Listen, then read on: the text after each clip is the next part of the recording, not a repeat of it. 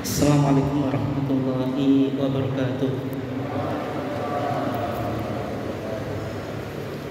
Innal hamdalillah nahmaduhu wa nasta'inuhu wa nastaghfiruh wa na'udzu billahi min shururi anfusina wa min sayyiati a'malina. May yahdihillahu fala mudilla lahu wa may yudlil fala hadiya lahu. Asyhadu an la ilaha illallah wahdahu la syarika lah wa asyhadu anna Muhammadan abduhu wa rasuluh. Allahumma sholli ala nabiyyina Muhammad wa ala alihi wa sahbihi ajmain. Amma ba'd.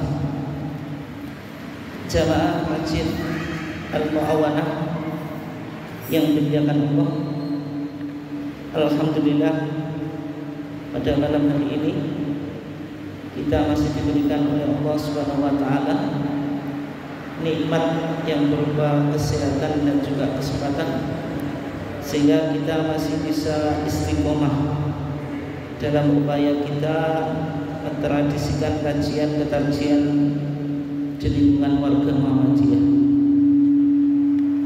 Salawat dan salam semoga senantiasa terlimpahkan kepada Nabiullah Muhammad SAW, keluarganya, sahabatnya, dan seluruh orang yang mengikuti sunnahnya sampai hari kiamat. Bapak dan ibu sekalian, jamaah kajian yang dimuliakan Allah, insya Allah pada malam hari ini kita akan mengangkat sebuah topik yang berkaitan dengan sholatus safar, sholat yang dilakukan dalam bepergian. Sholatus safar itu terbagi menjadi dua. Yang pertama disebut sholatul qasri, yang kedua disebut sholatul jam'i. Jadi ada istilah jamak dan qasar. Dua sholat ini bisa berdiri sendiri-sendiri, karena tidak semua qasar harus dijamak. Demikian juga tidak setiap jamak harus diqasar. Kadang-kadang sholat hanya diqasar saja, kadang-kadang hanya dijamak. Terus yang menjadi perbedaan Bapak dan Ibu sekalian dimuliakan Allah, apa bedanya sholatul jam'i dengan sholatul qasri, sholat jamak dan qasar? Kita coba dalami dulu. Yang pertama, istilah sholatul qasri, istilah ini karena qasar itu secara bahasa artinya meringkas. Artinya apa? Meringkas. Maksudnya apa? Sholat yang jumlahnya 4 rakaat itu diringkas atau ditunaikan menjadi 2 rakaat. Berarti syaratnya sholat yang bisa diqasar itu harus jumlahnya 4, atau yang disebut dengan as-sholat arba'iyah, sholat yang 4 rakaat. Dari 5 sholat yang jumlahnya 4 rakaat itu yang pertama zuhur, yang kedua asar, yang ketiga isya. Jadi zuhron wa asron wa isya'an, zuhur, asar, dan isya. Itu yang bisa apa? Diqasar. Artinya maghrib dengan subuh itu tidak bisa apa? Diqasar. Yang pertama maghrib. Kenapa kok maghrib tidak bisa diqasar? Karena maghrib itu 3 rakaat. Kalau jenengan qasar itu tinggal 1,5 rakaat. Yang setengahnya itu bagaimana cara melakukannya? Itu yang susah. 1,5 itu kan maghrib kan 3 rakaat. Kalau jenengan qasar menjadi 1 rakaat setengah. Yang setengah ini bagaimana cara melakukannya? Apakah hanya rukuk saja, habis rukuk langsung salam? Padahal namanya sholat itu harus ada rakaat. 1 rakaat itu wajib ada sujud, ada duduk di antara dua sujud. Ketika jenengan ketika rukuk langsung salam, itu nggak ada sujud dua kali, nggak ada duduk di antara dua sujud, sehingga sholat maghrib itu tidak bisa apa? Dikosor, nggak bisa apa? Dikosor. Dan secara dalil, dan secara apa? Dalil. Kenapa kok sholat maghrib itu tidak dikosor? Di dalam hadis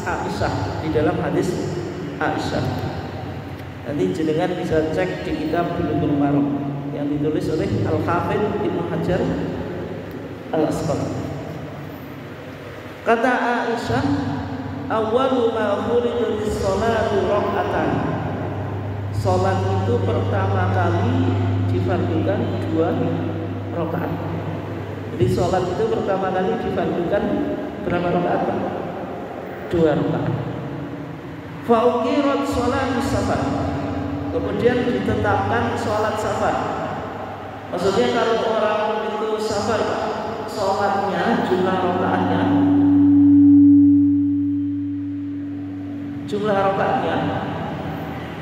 itu sebagaimana jumlah rakaat asal sholat, itu hanya 2 rakaat.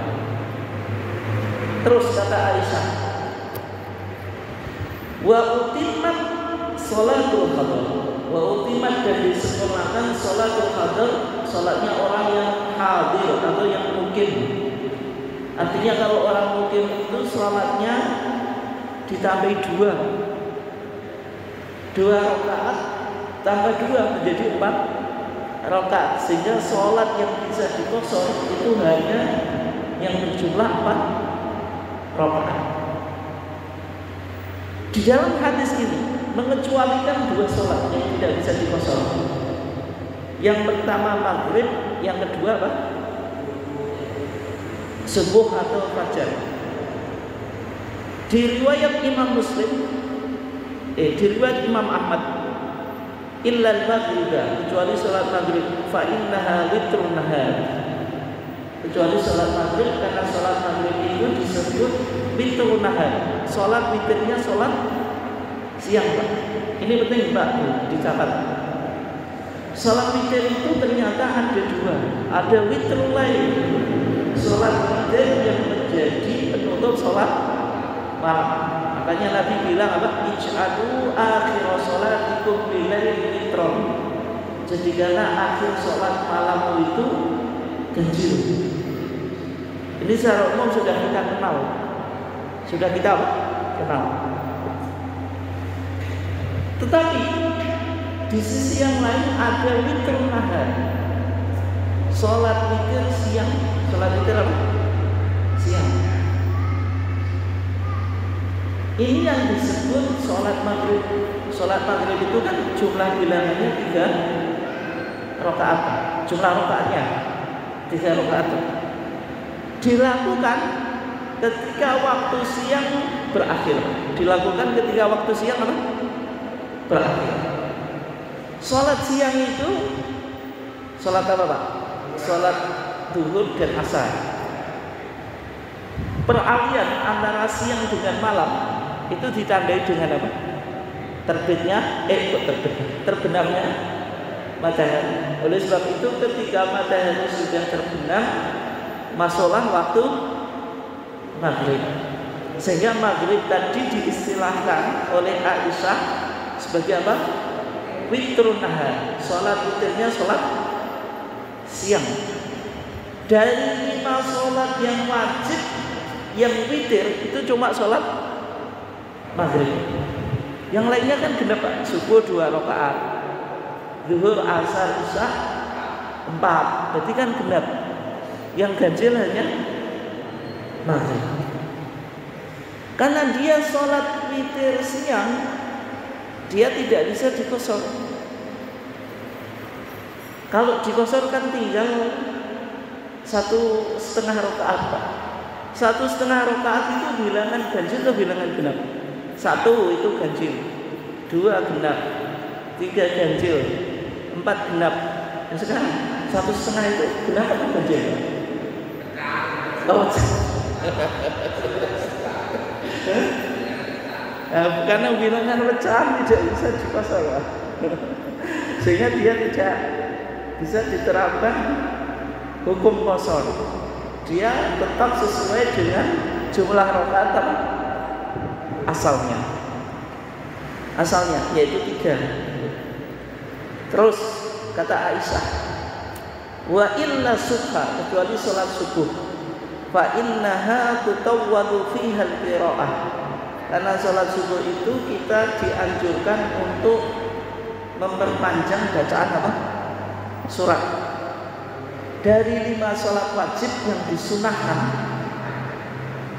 bacaannya panjang, itu sholat sholat subuh.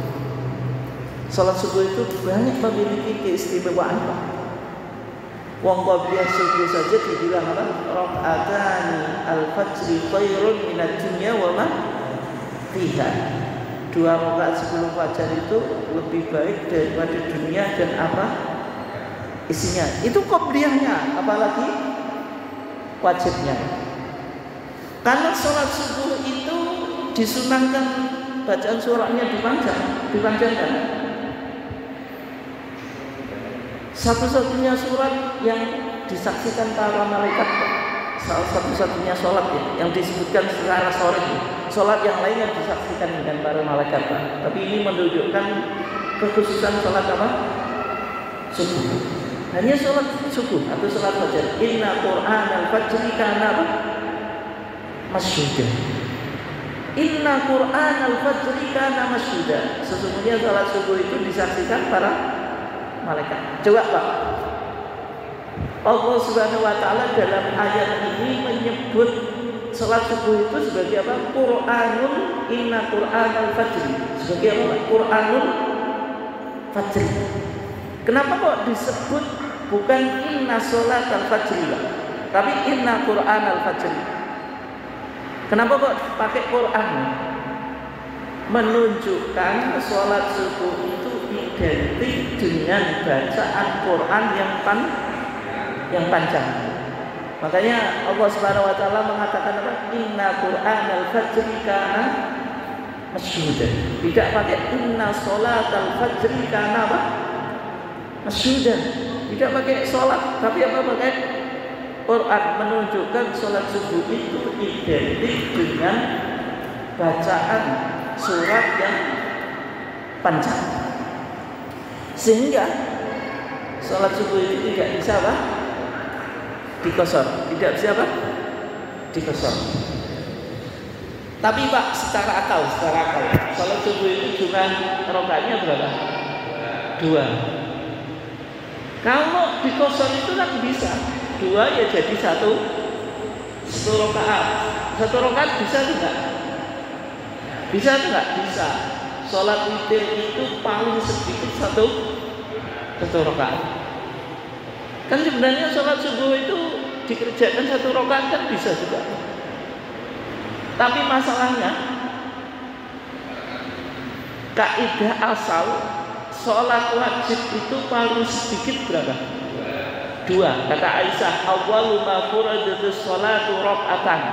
Sholat itu pertama kali difardukan 2 rakaat ketika Nabi masih di Mekah, sebelum hijrah ke Madinah. Ketika hijrah di Madinah, sholat yang 2 rakaat itu ditambah menjadi 2 sehingga jumlahnya menjadi 4. Kalau jumlah rakaat sholat wajib paling sedikit itu pertama kali 2 rakaat dengan kosor, tinggal 1 rakaat, berarti menyelisih kaidah asal. Tapi kalau sholat witir 1 rakaat boleh. Rasulullah bilang apa? Idza khashiya ahadukum as-subha. Idza khashiya ahadukum as-subha. Kalau seseorang di antara kamu takut masuknya waktu subuh, fa'autir biwahidatin, suruh witir dengan 1 rakaat. Berarti witir 1 rakaat boleh atau enggak? Boleh. Tapi ini masalahnya sholat sunnah, bukan sholat wajib. Tapi kalau sholat subuh atau sholat fajar itu sholat wajib. Dan sholat wajib itu kaidahnya apa? pertama kali difardukan 2 rakaat, sehingga tidak bisa dikosor. Jelas ya? Sekarang yang kedua, sholatul jam'i, sholat jamak. Namanya sholat jamak, Pak. Menjamak itu menggabungkan. Maksudnya 2 sholat digabungkan dalam satu waktu. 2 sholat digabungkan dalam satu apa? Waktu. Kalau dikerjakan di waktu awal itu namanya jam'u takdim. Kalau dilakukan di waktu awal namanya apa? Jam'u takdim. Kalau dilakukan di waktu akhir itu namanya jam'u takhir. Dan sholat yang bisa dijamak itu yang pertama asroin, yaitu duhur dan asar. Yang kedua isya'ain, maghrib dengan isya'. Kalau jenengan lakukan di waktu duhur itu namanya jam'u takdim. Kalau dilakukan di waktu asar namanya jam'u takhir. Kalau maghrib dan isya dilakukan di waktu maghrib itu jam'u takdim, dilakukan di waktu isya namanya jam'u takhir. Ini ya. Berarti hanya maghrib dengan duhur dengan asar, maghrib dengan isya. Enggak boleh lah misalnya asar dengan maghrib dijamak. Boleh atau enggak? Enggak boleh Pak. Kemudian subuh dengan duhur, Pak. Boleh atau enggak? Kan penak itu Pak, subuh dijamak dengan apa? Duhur. Jam 12 baru apa? Subuhan. Kalau subuh dengan duha itu biasa Pak. Banyak orang menjamak antara subuh dengan duha, tapi bukan menjamak, maksudnya melakukan sholat subuh di waktu duha. Kelihatan. Nah ini yang disebut sholat apa? Jamak. Bapak dan Ibu sekalian dimuliakan Allah, sekarang kita kaji satu persatu. Kita awali dengan sholat qashar. Sholat apa? Qashar. Hukum sholat qashar itu wajib atau sunnah? Wajib atau sunnah? Sunnah saja, biar kalau ditinggalkan tidak di sana. Ada khilaf di kalangan para ulama, Pak. Ada khilaf di kalangan para ulama. Ada yang bilang sunnah, ada yang bilang apa? Wajib. Yang bilang sunnah jelas. Kenapa alasannya? Ya alasannya karena dalam Al-Quran itu wa idza darabtum fil ardi falaysa 'alaikum junahun an taqsuru minas shalah. Kalau kamu bepergian di muka bumi, falaysa 'alaikum junahun, maka tidak ada dosa bagimu an taqsuru minas shalah, mengkosong salat. Allah bilang falaysa 'alaikum junahun, tidak ada dosa bagimu atau tidak mengapa untukmu, menunjukkan ini wajib itu sunnah. Berarti kalau tidak ada dosa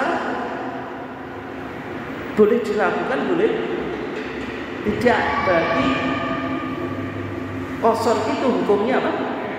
Sunnah. Tetapi sebagian ulama di antaranya mazhab Hanafi dan mazhab Zaidiyah bilang sholat qashar itu wajib. Sholat qashar itu apa? Wajib. Alasannya apa? Alasannya setiap Nabi bepergian itu selalu mengqashar sholat. Setiap kali bepergian Nabi selalu mengqashar sholat. Tidak pernah kejadian Nabi bepergian kemudian melakukan sholat secara ikmam atau sempurna. Dalilnya hadis muttafaqun alaih, hadis yang disepakati oleh Imam Bukhari dan Imam Muslim dari sahabat Abdullah ibn Umar. Sahabat Abdullah ibn Umar yaitu anaknya Umar ibn Khattab. Katanya kata Abdullah ibn Umar, sahibtu Rasulullah sallallahu alaihi wasallam fi safari, fakana la yazidu ala rak'atain. saya ini pernah menemani Rasulullah di dalam perjalanan. Fakana la yazidu ala rakaatain. Rasulullah itu sholatnya enggak lebih dari 2 rakaat. Berarti dikosor atau disempurnakan, Pak? Dikosor. Di riwayat Imam Muslim, Pak, Ibnu Umar menambahi hatta qabadahullah, sampai Allah mencabut nyawa Nabi. Maksudnya sampai Nabi meninggal. Itu kalau bepergian itu selalu 2 rakaat sholatnya. Apakah ini hanya dilakukan oleh Rasulullah? Kata Abdullah bin Umar, tidak. Wa kadzalika Abu Bakr wa Umar wa Utsman. Demikian juga Abu Bakar, Umar dan Utsman. Berarti al-khulafa ar-rasyidin, Pak, kecuali Ali. Itu kalau sholat bepergian itu selalu 2 rakaat. Berarti kesimpulannya kata Abdullah bin Umar ketika menemani Rasulullah dan 3 khulafa ar-rasyidin, Pak, mereka semuanya kalau sholat dalam perjalanan itu selalu 2 apa? 2 rakaat. Artinya dikosor. Artinya apa? Dikosor. Kemudian Abdullah bin Umar itu habis menjelaskan pengalaman beliau ketika bepergian bersama Rasulullah dan 3 khulafa ar-rasyidin tadi. Beliau menyebutkan firman Allah, laqad kana lakum fi Rasulillahi uswatun hasanah. Sungguh telah ada bagi kamu sekalian pada diri Rasulullah uswatun hasanah. Apa Pak uswatun hasanah itu? Suri teladan atau contoh yang baik. Berarti kalau kita bepergian, kalau ingin menyentuh Rasulullah, sholatnya kosong. Sehingga Abdullah bin Umar berpandangan hukum mengkosor sholat itu hukumnya wajib. Hukumnya apa? Wajib. Rasulullah saja yang Allah Subhanahu wa taala mengatakan laqad kana lakum fi Rasulillahi uswatun hasanah. Mengkosor kita kok enggak mengkosor. Itu ya alasannya. Ya meskipun kalau sumber ulama bilang sunnah, Pak, tidak sampai apa? Wajib. Tapi rukhsah semacam ini kan lebih baik diambil, Pak. Lebih baik apa? Diambil. Makanya Abdullah bin Umar bilang, Pak, innallaha yuhibbu an tu'ta rukhsatuhu. Allah itu suka kalau hambanya itu dikasih rukhsah dia ambil. Ini kan sedekah yang dikasihkan Allah secara gratis, Pak. Masa enggak dilem? Wong sedekah sing diwai manungsa wae padha keroyokan, Pak. Manusia itu suka dikasih sedekah. Apa-apa kalau gratis itu suka. Meskipun kagak, itu sudah tabiat manusia. Tetap senang. Nah, ini yang ngasih Allah. Kalau Allah yang ngasih sedekah, masa enggak kita ambil gitu. Nah itu ya. Terus sekarang persoalan yang kedua, masafatus safar, jarak tempuh perjalanan yang membolehkan kita mengkosor sholat itu berapa kilometer, Pak? Apa? Berapa? Berapa, Pak sih? Kalau 80, berarti kalau 80 km itu sudah bisa mengkosor. Kalau kurang dari itu, Pak, enggak, sini Surabaya berapa, Pak? Osawilangan berapa? 8, sudah 85. Sini Osawilangan. Oh, iya. Secara umum, Pak, dalam mazhab Syafi'i, sebagaimana jawaban jenengan tadi, mazhab Syafi'i mensyaratkan sholat yang bisa dikosor, sholat yang bisa apa? dikosor. Itu jarak perjalanannya 4 barit. 4 barit ya. Nanti saya jelaskan 4 barit itu berapa kilometer. 4 barit itu sama dengan 16 farsah. 16 apa? Farsah. 4 barit sama dengan 16 farsah. Itu kurang lebih jarak perjalanan 85 kilometer, Pak. Jadi kalau orang menempuh perjalanan 85 km itu sudah boleh mengqashar sholat. Kalau orang dari itu belum boleh, Pak. Jadi kalau Surabaya sudah boleh, Pak. Kalau Lamongan, Pak, belum boleh. Itu dalam mazhab apa? Syafi'i. Kalau jenengan ke kota Bojonegoro, Pak, belum boleh. Itu dalam mazhab Syafi'i ya. Alasannya hadis Ibnu Abbas, Pak. Hadis Ibnu Abbas. Kata Ibnu Abbas, qala Rasulullah sallallahu alaihi wasallam, Rasulullah bersabda, la taksuru sholata fi aqalli min arba'ati burudin. La taksuru sholata, janganlah engkau mengqashar salat fi aqall min arba'ati burudin, kurang dari 4 barit. Min Makkah ila Usfan, dari Mekah sampai Usfan. Ini Rasulullah ngasih tahu, Pak, jarak perjalanan dari Mekah sampai daerah Usfan itu 4 barit, sama dengan 16 farsah atau 85 kilometer. Kalau kurang itu nggak boleh. Tapi status hadis ini sahih atau enggak? Kita coba dengarkan bagaimana pendapat Al-Hafidz Ibnu Hajar Asqalani, Pak. Rawahu Daruqutni bi isnadin dhaif. Hadis ini riwayat Imam Daruqutni tapi sanadnya dhaif. Jadi enggak sahih, Pak. Was sahih annahu mauquf. Tapi yang benar hadis ini mauquf. Kalau mauquf itu bukan marfu.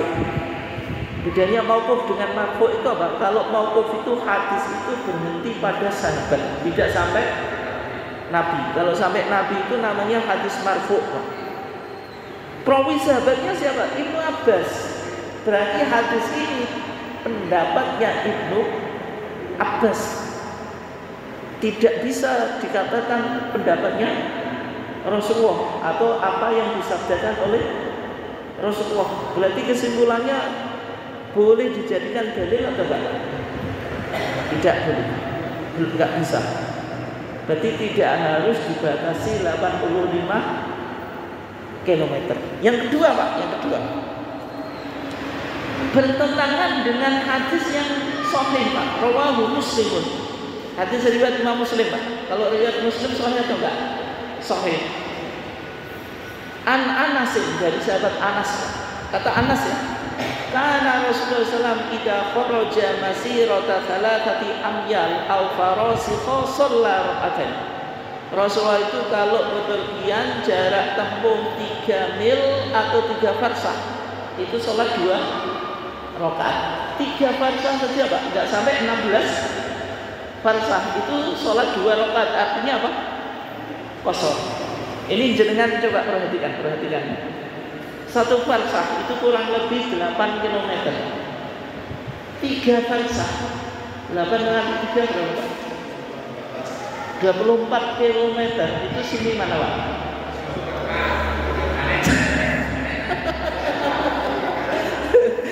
Sini Kapas.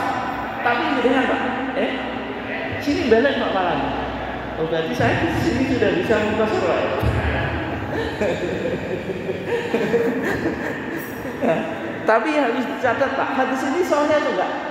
Sahih. Tapi kita belum boleh membacanya secara literal, Pak. Kenapa? Karena perjalanan di zaman Nabi dengan perjalanan sekarang itu beda, Pak. Nabi dulu kalau bepergian itu pakai khimar. Khimar itu keledai. Pakai unta. Kalau jenengan Sekarang pakai motor minimal, pakai mobil, lebih melelahkan mana Pak? Nah itu harus diperhatikan Pak. Saya meskipun dari Balen sudah tiga farsah Pak, di sini ya biasa saja, nggak capek gitu, nggak merasa capek juga. Hah? Tapi kalau dulu pakai keledai, apalagi di padang pasir Pak. Nah, sehingga kesimpulannya Pak, ini kesimpulan tarjih ya. Dari sekian hadis yang dijadikan dasar untuk menetapkan batasan qasar, tidak ada yang bisa diterima. Tidak ada yang bisa apa? Diterima. Sehingga siapa yang boleh mengqasar itu tidak ditentukan jarak tempuh perjalanannya, tapi apa? Ditentukan atau dikembalikan kepada uruf. Uruf itu apa? Kebiasaan. Kalau orang itu disebut musafir.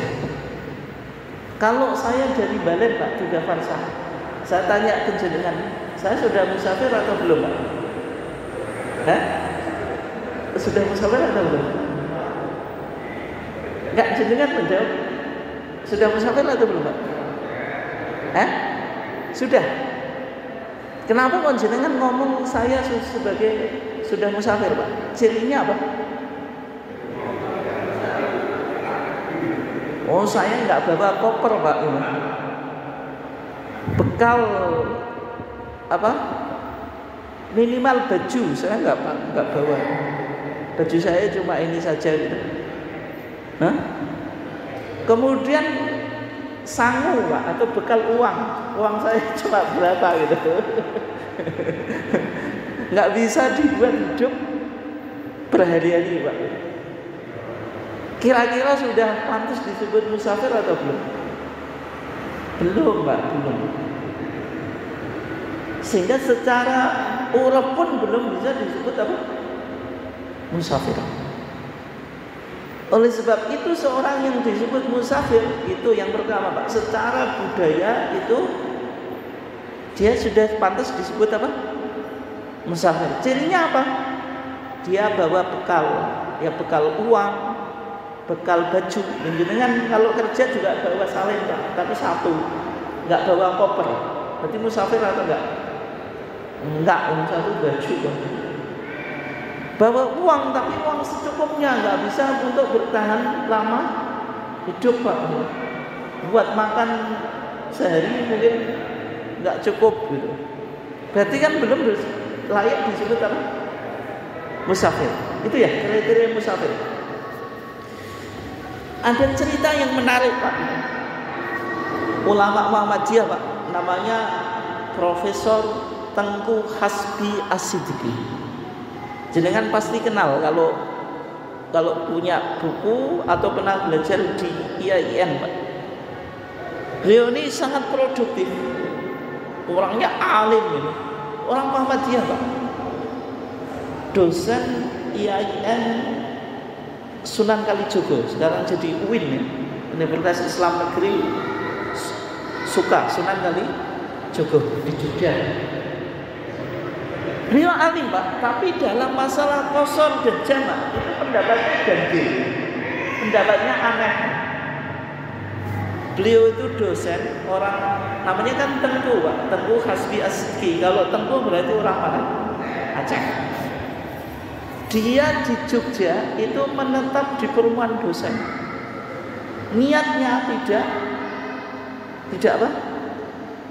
Tidak apa? Tidak musafir Pak. Bertahun-tahun dia apa? Melakukan jamak dan qasar. Kira-kira itu atau enggak Pak? Bertahun-tahun kok. Bertahun-tahun kan berarti sudah dianggap apa? Sudah dianggap mukim Pak. Ya ciri mukimnya itu kalau tetangganya punya syukuran Pak sudah diundang. Kemudian apa Pak? Kalau sekarang yang punya KTP sudah kena iuran sampah dan seterusnya. Itu kan berarti sudah mukim. Nah, maksud saya cerita itu nanti berkaitan dengan berapa hari kita boleh mengqashar sholat, Pak. Sampai berapa hari? Maksud saya itu. Orang yang musafir itu sampai berapa hari dia boleh mengqashar sholat? Berapa hari, Pak? Di hadis apa, Pak? Di hadis Ibnu Abbas, Pak. Nabi itu pernah tinggal tis'ata asyarah 9 hari, yauman 19 hari, yaksur sholat. Wa fi lafdin di Makkah. Ini ketika Nabi di Mekah, Pak. Berarti Nabi pernah tinggal di Mekah 19 hari melakukan apa? Sholat. Kata Ibnu Abbas, falahnu idza aqamna, kalau kita para sahabat kalau menetap di satu tempat tis'ata asyara 19 hari, qasarna as-shalah, kita mengqashar salat. Wa idza aqamna aktsara min dzalik atmamna, kalau kita apa? Tinggal lebih dari 19 hari, kita menyempurnakan apa? Salat. Berarti batas maksimal orang boleh qashar yang dilakukan oleh Nabi itu 19 hari. 19 apa? Hari. Tapi kadang-kadang, Pak, kadang-kadang ya. Jenengan misalnya bekerja di Surabaya, pekerjaan sudah punya, Pak, yang problem belum punya tempat tinggal. Cari kos sehari mungkin dapat. Apakah boleh mengqashar sampai 19 hari, Pak? Kelamaan atau enggak? Berarti kan punya niat untuk menetap. Tapi bisa jadi orang kerja di Surabaya, Pak. Bagi yang diproyekkan itu, Pak, turunnya kan enggak jelas. Atau dia belum niat menetap, sehingga yang numpang sini, numpang sana kan gitu. Yang semacam itu boleh atau enggak sampai 19 hari? Kira-kira sebelum kita jawab, Pak. Boleh, tapi yang tadi kos tadi, Pak, 1 hari terus dapat kos gitu.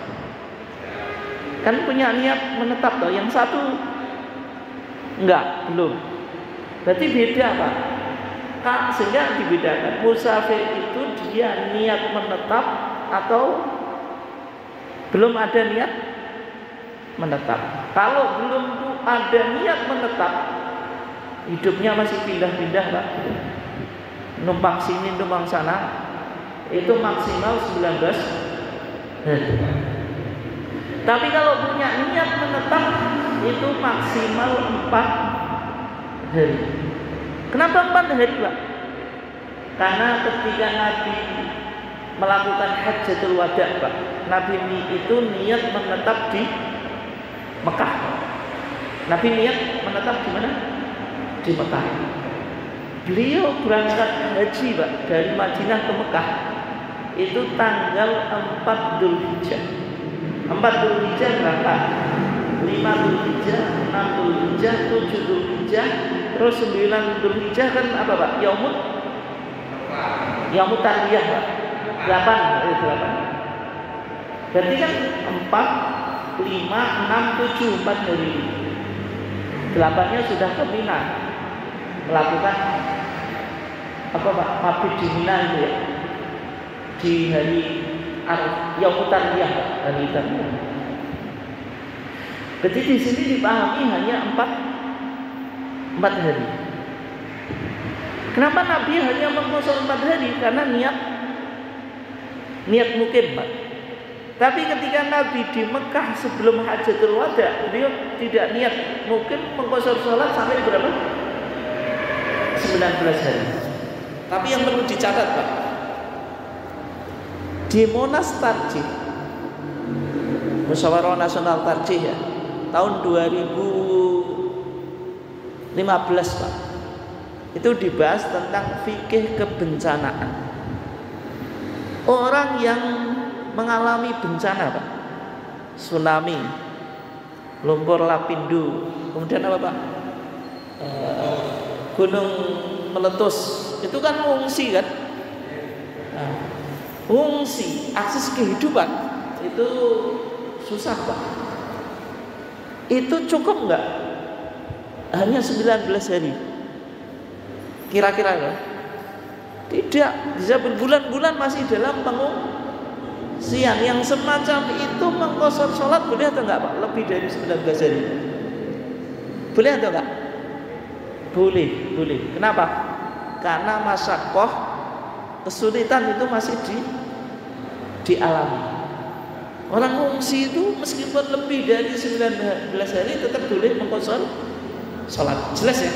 Nah, terus sekarang Pak, kita pindah ke persoalan berikutnya. Kalau jenengan musafir, kemudian mau sholat di masjid Pak, ketemu imam, secara umum imamnya itu mukim atau enggak? Mukim. Berarti kalau mukim sholatnya sempurna, tidak dikosor. Dan jenengan posisinya musafir, masih dianjurkan untuk mengqashar. Ketemu imam yang mukim, yang jenengan lakukan, itu ikut sholat jamaah atau sendiri saja Pak? Bisa dua ya, bisa sholat sendiri atau sholat jamaah. Tapi masalahnya kalau sholat jamaah itu pahalanya kan 27/1. Kalau jenengan ikut berjamaah muncul problem Pak. Muncul apa? Problem. Problemnya apa? Paling enggak 3 problem. Yang pertama, jenengan ngikuti imam sholatnya sempurna. Jadi kalau sholatnya sempurna Pak, wong dapat kortingan 2 rakaat menjadi sempurna, kan rugi jenengan. Rugi atau enggak? Oh, sebenarnya boleh qashar kok malah suruh menyempurnakan, karena gara-gara imamnya mukim. Itu kemungkinan yang pertama. Yang kedua, jenengan ikut imam kalau sudah 2 rakaat, salam dulu Pak. Salam, berarti jenengan salamnya mendahului imam.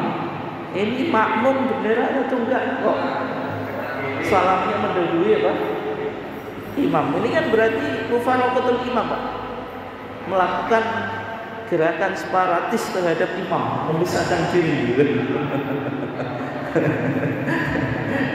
Yang ketiga, ketika imam ke rakaat yang ketiga, bangkit ke rakaat ketiga sampai rakaat keempat, itu jenengan nunggu dalam keadaan apa? Tasyahud Pak. Nanti kalau imam salam, baru jenengan apa? Ikut salam. Jadi ditunggu 2 rakaat Pak, nunggu 2 rakaatnya imam selesai. Tapi sing dadi pertanyaan Pak, pas awak jenengan nunggu 2 rakaat ini sing diwaca apa? Enggak kentekan donga Pak. Meneng wae lho. Nah, dari 3 kemungkinan ini, kira-kira yang benar yang mana?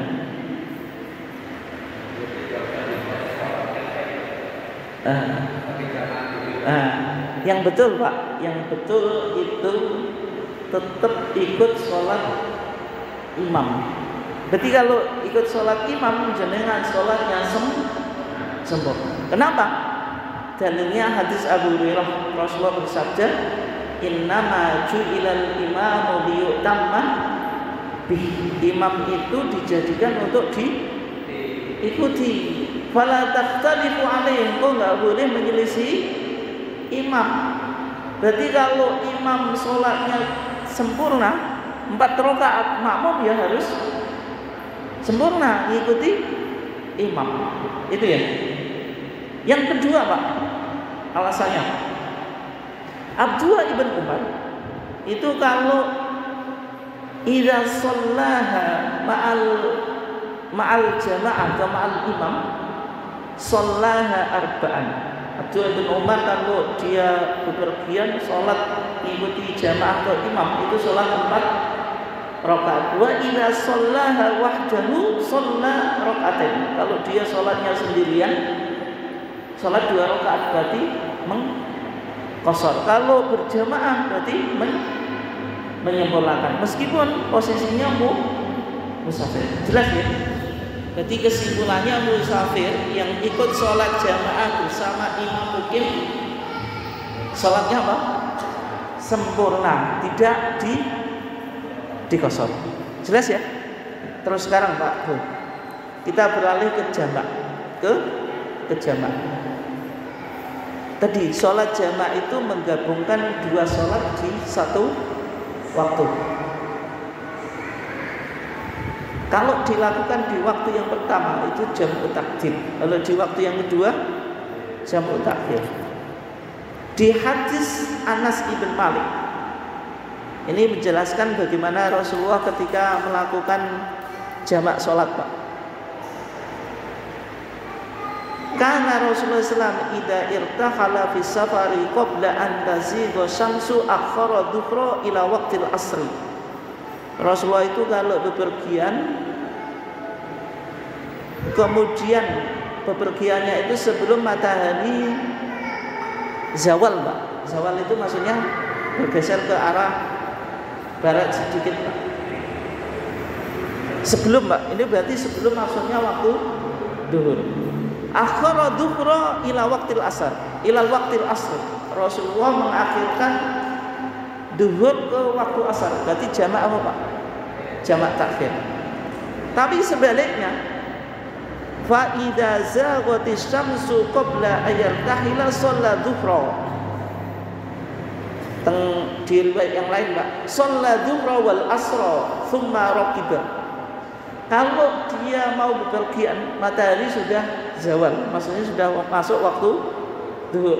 Beliau sholat duhur sama asar baru bepergian. Berarti jamak apa Pak? Jamu takdim. Itu ya. Jadi kalau jenengan mau bepergian dilihat dulu. Misalnya ke Surabaya jam 12. Jam 12 siang Pak. Jamu takdim atau jamu takhir? Takdim.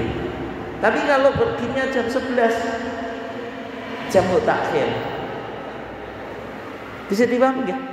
Tapi itu enggak wajib Pak, enggak wajib. Kalau jenengan misalnya jam 12 sudah masuk waktu zuhur, tetap jamu takhir, boleh atau enggak? Boleh atau enggak? Boleh, tapi yang lebih baik tadi ngikuti yang dilakukan oleh Nabi. Jadi kalau jenengan jam 12 mau pergi ke Surabaya, jamu apa? Takdim. Kenapa? Karena sudah masuk waktu zuhur. Yang menjadi pertanyaan Pak, Bu, orang yang kayak gini menjamak boleh? Sekarang mengqashar boleh atau enggak? Masih di rumah. Mau bepergian ke Surabaya sekarang jam 12. Menjamak zuhur dan asar di rumah. Sudah bolehkah mengqashar salat? Boleh atau enggak Pak? Boleh atau enggak? Tidak boleh. Ini penting dicatat Pak Bu. Soalnya banyak orang yang salah memahami Pak. Masih di rumah sudah mengqashar salat. Dicatat ya. Qashar itu hanya untuk orang yang bepergian. Kalau jamak tidak harus bepergian. Tidak harus apa? Bepergian. Berarti jenengan dalam kasus tadi hanya boleh jamak, belum boleh qashar. Lah terus kapan diperbolehkan qashar? Jumhur ulama Pak kasih kriterianya atau syaratnya dia harus mufaraqatul bunyan, meninggalkan kampung halaman. Jadi kalau jenengan orang Gunung Sari, Kembaben, sholat di sana Pak, itu sudah boleh qashar. Tapi kalau masih di kampung halaman, masih di rumah belum boleh, berarti hanya boleh jamak. Oh dari rumah, nanti saya tak sholat di masjid aja, di masjid sini Pak. Berarti ya hanya jamak, belum boleh qashar. Kenapa? Masih di kampung halaman. Bisa dipahami ya? Nah, itu bedanya antara jamak dengan apa? Qashar. Terus sekarang Pak, yang terakhir sebelum kita tutup ya. Ini saya jelaskan. Jamak dan qashar itu tidak harus dilakukan secara bersamaan. Boleh sendiri-sendiri, boleh bersamaan. Ya, contohnya yang bersamaan Pak, Nabi ketika wukuf di Arafah itu melakukan jamak takdim antara zuhur dengan asar. Itu jam'an wa qasran, ya di jamak ya di qasar. Ketika di Musdalifah sana antara maghrib dengan isya, tapi jamak takhir. Itu ya. Itu yang di jamak dan di qasar. Tapi ketika Nabi di Yaumut Tarwiyah Pak, tanggal 8 Dzulhijjah, itu hanya di qasar, tidak di jamak. Salatnya tetap pada waktunya, tapi hanya di qasar. 5 salat itu Pak. Berarti hanya yang boleh di qasar di zuhur, asar, isya. Semuanya dilakukan di waktunya. Menunjukkan kalau jamak dengan qasar itu tidak harus bersamaan. Gitu ya. Kemudian kalau melakukan jamak Pak, itu adanya sekali, komatnya 2 kali, sebagaimana yang dilakukan Nabi ketika di Musdalifah Pak, bi adzanin wahidin wa iqamatain, dan juga di Arafah ya, dengan 1 adzan dengan 2 qomat. Artinya tiap sholat ada qomatnya, tapi adanya cukup 1. Bolehkah melakukan sholat sunnah antara keduanya? Tidak boleh Pak. Wala yusabbi bainahuma. Nabi tidak melakukan sholat sunat antara 2 sholat yang di jamak. Jelas ya? Nah, terus sekarang Pak, yang terakhir betul. Kadang-kadang Pak, kita punya udzur, nggak bisa melakukan sholat tepat waktu. Ini yang penting. Alasannya apa? Kemarin Agustusan itu karnaval. Karnaval itu riasannya saja jam 11. Habis riasan nggak mungkin wudhu, tapi bisa juga apa? Tayamum sebenarnya gitu. Tapi masalahnya nggak bisa sujud. Di sini nanti bedanya hilang. Sehingga sholatnya itu mungkin baru bisa jam 5 sore. Yang semacam itu boleh dijamak atau enggak? Ada.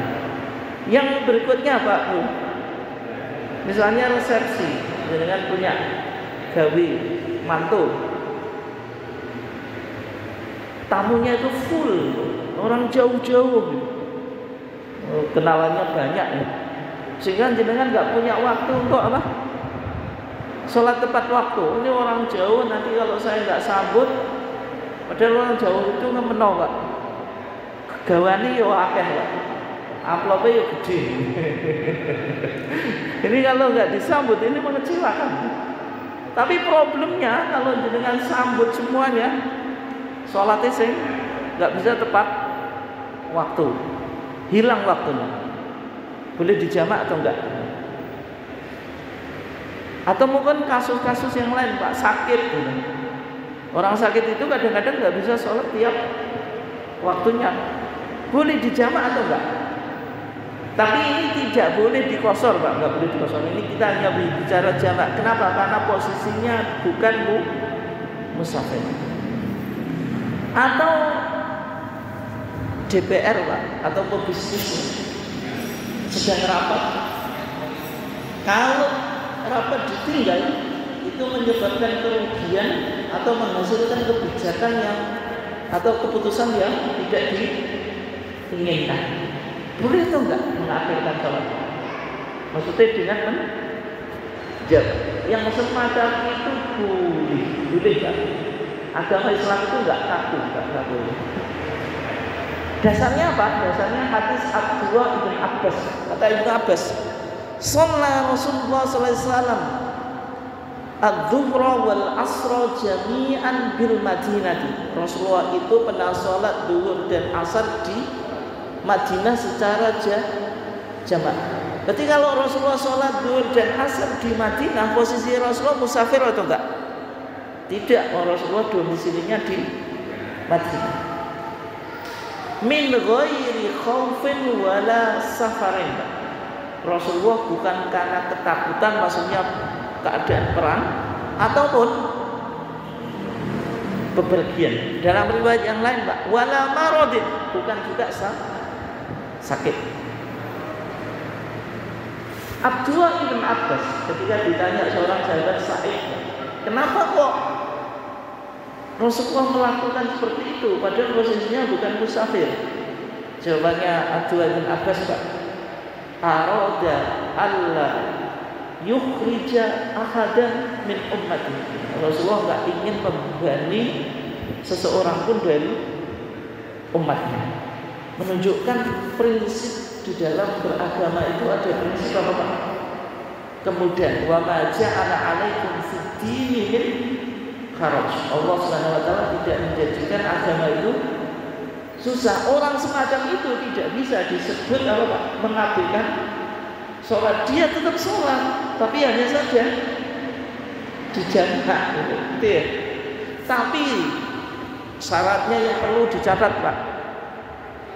Hal-hal yang ada udzur semacam itu boleh dilakukan, tapi syaratnya tidak boleh dijadikan kebiasaan. Kalau kebiasaan nggak boleh, Pak. Dan jenengan mantu kok mendino, Pak. Kalau hampir minggu mantu kan itu jadi masalah, Pak. Atau rapat tiap hari kan. Rapat itu 1 bulan sekali, ya pantas, Pak. Rapatnya mendino kan. Itu nggak boleh. Jadi kesimpulannya apa? Jamak semacam itu boleh, tapi tidak boleh apa? Dijadikan kebiasaan. Tapi udzurnya harus betul-betul punya udzur, Pak. Kalau hanya mantu tadi, itu sebenarnya bisa mengatur waktu toh ya. Tapi kalau misalnya tidak ada waktu betulan, itu boleh dijamak. Karnaval juga begitu, Pak. Panitia seharusnya waktunya itu ada waktu sholat gitu. Tapi misalnya nggak bisa betul gitu, berarti boleh apa? Dijamak. Rapat juga semacam itu. Kalau bisa apa, Pak? Berhenti dulu gitu. Untuk sholat kan bisa saja gitu. Maksudnya hal-hal itu boleh kita lakukan ketika betul-betul ada uzur, ada alasan yang syar'i. Maksudnya yang sesuai dengan apa? Syar'i. Mungkin itu saja. Silahkan kalau ada pertanyaan, kalau enggak kita tutup. Monggo Pak.